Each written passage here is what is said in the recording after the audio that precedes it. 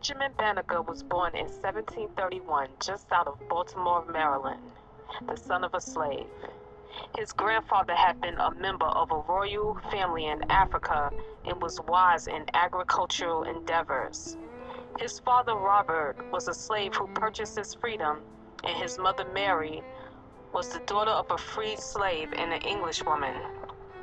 As a young man, he was allowed to enroll in the school run by Quakers and excelled in his studies, particularly mathematics. Soon he had progressed beyond the capabilities of his teacher and would often make up his own math problems in order to solve them. One day, his family was introduced to a man named Joseph Levi, who owned a watch. Young Benjamin was so fascinated by the object that Mr. Levi gave it to him to keep, explaining how it worked. Over the course of the next few days, Benjamin repeatedly took the watch apart and then put it back together.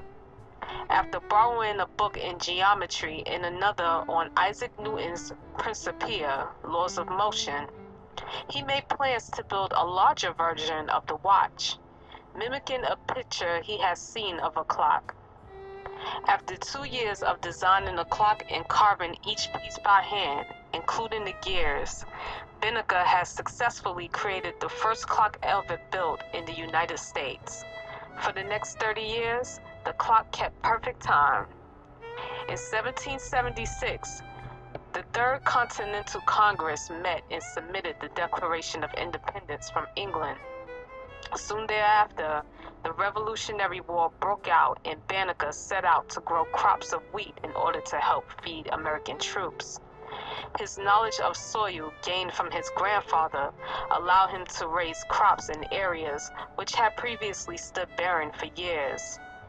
When a family friend died and left him a book on astronomy, a telescope, and other scientific inventions, Banneker became fascinated with the stars and the skies.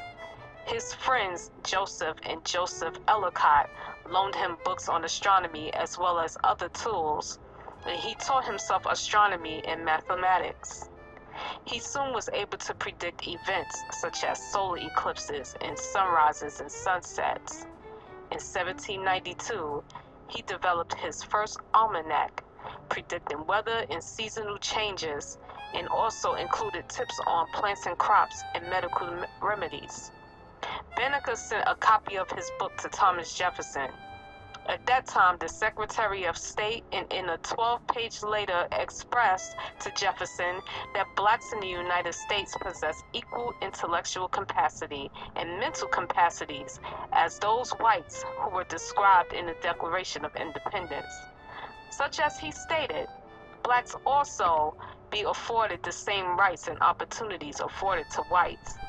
This began a long correspondence between the two men that would extend over these several years. Around the same time, President Washington decided to move the national capital from Philadelphia to an area on the border of Maryland and Virginia, and Mayor Andrew Ellicott asked Banneker to assist in surveying the federal territory. Mayor Pierre L'Enfant from France was commissioned to develop the plans for the new city at Jefferson's request. Banneker was included as one of the men appointed to assist him.